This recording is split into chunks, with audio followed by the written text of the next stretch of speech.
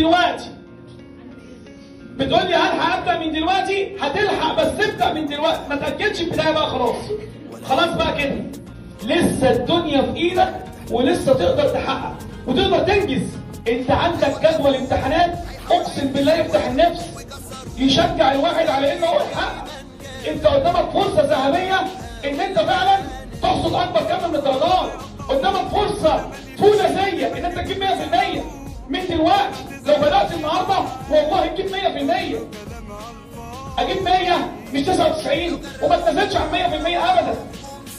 احنا مش هنقول بقى الامتحان فاضل عليه 100 يوم عشان الكلمه دي اصلا بتوتر لوحدها. بتوتر. لا يا باشا الوقت فيه بركه ولسه عندك متسع من الوقت. انت الامتحان 12/6 يعني يعتبر نص 6. قدامك تقريبا 3 شهور. الشهر فيه بركه. وبعدين شهور ايه؟ شهور كلها خير. طب يا باشا دول مش 3 شهور، انا بحسبهم بقى ايه؟ بحسبهم 12 اسبوع. مش هقول 3 شهور، بحسبهم 12 اسبوع. فتره طويله. طب انا اعمل ايه الفتره دي؟ الفتره دي 3 حاجات تعملها. 1، اول حاجه ادعي على قد ما تقدر. ادعي. وربنا سبحانه وتعالى بيحب العبد اللحوح في الدعاء. ادعي مع العمل، ما تدعيش لوحده. مش دعوه بس، مش ادعي وانا ما بعملش حاجه، لا ادعي واشتغل. طيب 2، خليك الفتره اللي جايه دي تهمي بيها نفسيتك ازاي؟ قرب من ربنا على قد ما تقدر. قرب من ربنا على قد ما تقدر. قرب من ربنا على قد ما تقدر. لو ما بتصليش صلي. 3، اعمل جدول محترم بقى. جدول مذاكره يساعدك ان انت تعمل اداره صح لل 12 اسبوع اللي جايين دول. لو مشيت على الجدول بتاع المذاكره اللي انا هقول لك عليه دلوقتي ده هيفرق معاك كتير. احنا قلنا فاضل كام شهر؟ 3، يعني يعتبر كام اسبوع؟ 12 اسبوع. انا هديك جدول لشهر ونص، يعني هديك جدول تمشي بيه لحد 15/4 20/4، ومن 20/4 اديك جدول تاني عشان هتكون الظروف بتاعت الدروس اتغيرت. جدول اسبوعي، ما تعملش جدول طويل، اعمل جدول قصير. الجداول القصيره والمده الزمنيه القصيره والخطط القصيره تبقى سهل تحقيقها وانجازاتها بتظهر بسرعه. يعني انا بعمل جدول اسبوعي والانجاز يطلع لي في اخر الاسبوع، ده يشجعني ان انا انفذ نفس الخطه الاسبوع اللي بعده. اعمل جدول اسبوعي. لو افترضنا ان انا في المتوسط بذاكر يوميا 5 ساعات، ده يعني النورمال الطبيعي، ولا انا واد حريق قوي ولا انا واد يعني مقصر قوي. 5 ساعات ده النورمال الطبيعي. لو قلت 5 في 7 هيدوك كام ساعه؟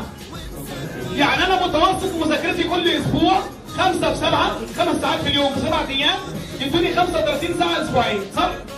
طب ايه رايك؟ ما انت تمسك كل اسبوع تمسك ماده تحط عليها وتكثف عليها مذاكرتك. امسك ماده من المواد اكثف عليها المذاكره، احط عليها، ابقى انا مركز ان الماده دي هلمها في خلال الاسبوع ده مع بقيه المواد عادي وانا بذاكر في جدولي عادي. ازاي؟ انا عندي في الاسبوع 35 ساعه، اخد منهم 20 ساعه لماده معينه وال 15 ساعه التانيين ادورهم على بقيه المواد.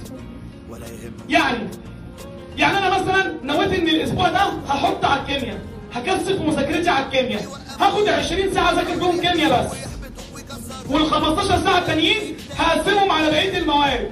كل ماده هذاكرها مره، هذاكر الفيزياء مره، الاحياء مره، الرياضه مره، العربي مره، انجليزي مره، فرنساوي مره، حسب ما انت هتذاكر. وال 20 ساعه دول هذاكر فيهم كيمياء بس. انت الاول عارف يعني ايه كلمه 20 ساعه كيمياء؟ يعني انت يا باشا ممكن تلم فيها الكيمياء من الالف للياء. انت النهارده خدت نص عضويه اهو. انت نص العضويه ده لو قعدت له في البيت قعدة راجل 4 ساعات اقسم بالله تلمه. لو قعدت للباب الرابع 4 ساعات، الباب الثالث 4 ساعات، الباب الثاني 4 ساعات، الباب الاول مش هياخد في ايدك اصلا ال4 ساعات. 4 في 5 ب20. قسم ال20 دول بمعرفتك، ساعتين الصبح، ساعتين بالليل، ساعتين في وسط اليوم، 4 ساعات ترك ورا بعض، يوم او يوم لا. قسم ال20 ساعه حسب جدول دروسك، وقسم ال 15 ساعه التانيين على بقيه المواد حسب جدول دروسك وواجباتك. الاسبوع ده حطيت على الكيمياء، الاسبوع اللي بعده ابدل، هقول يا باشا هخلي ال20 ساعه للفيزياء، هحط على الفيزياء. ايه ده؟ امسك 20 ساعه فيزياء وال 15 ساعه التانيين اوزعهم على بقيه المواد، كيمياء ورياضه واحياء واقسمها بمعرفتك. الاسبوع اللي بعده ابدل، اخد مثلا احياء، الاسبوع اللي بعده ابدل، اخد مثلا رياضه. الاسبوع اللي بعده ابدل اخد مثلا انجليزي. يبقى انت كده على مدار شهر ونص 6 اسابيع، على مدار شهر ونص 6 اسابيع اقسم بالله هتكون لميت عندك 6 مواد، ولسه فاضل لك 6 اسابيع تانيين. انت متخيل كلامي؟ انت متخيل كلامي؟ انت متخيل كلامي؟ لو عملت الجدول اللي انا بقول لك عليه ده جدول اسبوعي، عندي 35 ساعه كل اسبوع، كل يوم بذاكر 5 ساعات على مدار الاسبوع 35 ساعه، جدول قصير اسبوعي. الاسبوع ده انا حاطط في دماغي هحط على الكيمياء، هكثف مذاكرتي على الكيمياء. الاسبوع اللي بعده هكثف مذاكرتي على الفيزياء. الاسبوع اللي بعده هكثف مذاكرتي على الرياضه. الاسبوع اللي بعده هكثف مذاكرتي على الاحياء. الاسبوع اللي بعده هكثف مذاكرتي على الانجليش. ولو انت بدات باول اسبوع بس، اول اسبوع، وشفت نتيجته اخر الاسبوع ان انت لميت كيمياء في اسبوع وما قصرتش في بقيه المواد، اقسم بالله ده هيفتح نفسك ان انت تطبق نفس الجدول الاسبوعي على بقيه الفتره. طب شهر وايه؟ ونص وانا لميت ماده وما قصرتش في الباقي. بعد الشهر ونص دول ما يخلصوا من 20/4 لحد من 20/4 من 25/4 حتى لحد اول 6 ليهم جدول جديد هبقول لك عليه لما نوصل له، بس عشان ما شتتكش دلوقتي. ومن 1/6 لحد الامتحانات ليهم جدول ثالث، وفتره الامتحانات ليهم جدول رابع هبقول لك عليه برضه لما نوصل له. خلي كل حاجه بخطوتها. بس انت دلوقتي النهارده اروح البيت من وقت ما انت بتسمعني دلوقتي حالا، امسك ورقه وقلم واقسم ال 35 ساعه بتوع الاسبوع 15 لوحدهم و20 لوحدهم.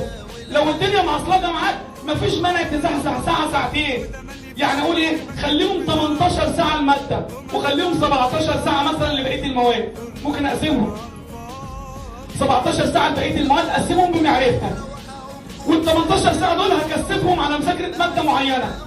طب حاجه تانية تديني طاقه ايجابيه وطاقه معنويه، ما تفكرش يا باشا في النتيجه، ما تفكرش في ان انا هجيب 100%. اللي تفكر فيه ايجابي.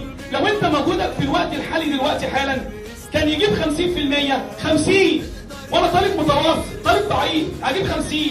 لو شديت حيلي الفتره دي ال 50 دول هيوصلوا ل 70. طب لو انت كان مجهودك يجيب 70، ال 70 دول يا باشا هيوصلوا ل 90 في الشهر ونص اللي انا بحكي لك عليهم. طب الشهر ونص التاني هتبص نفسك زودت 10%، خدها جزء جزء. على ما تخلص الامتحانات اقسم بالله لو انت 50% والله على ما تخش مع عليك الامتحانات ممكن توصل لل 95% بسهوله. ده بكلمك لو انت 50، ما بالك بقى لو انت 80%، لو انت 70%، يبقى انت مش هتقدر تحقق ال 100% بسهوله. صليتوا مين على النبي؟ زدتوا النبي صلاه؟ ايه ده؟ يا رب اللي يصلي على النبي ينجح. يا رب اللي يصلي على النبي يقفل. يا رب اللي يصلي على النبي يحقق حلمه. يا رب اللي يصلي على النبي الضمير ييسر امره. يا رب اللي يصلي على النبي الضمير فرج همه، فرح اهله، اسعد قلبه. يا رب اللي يصلي على النبي يخش كليه الطب.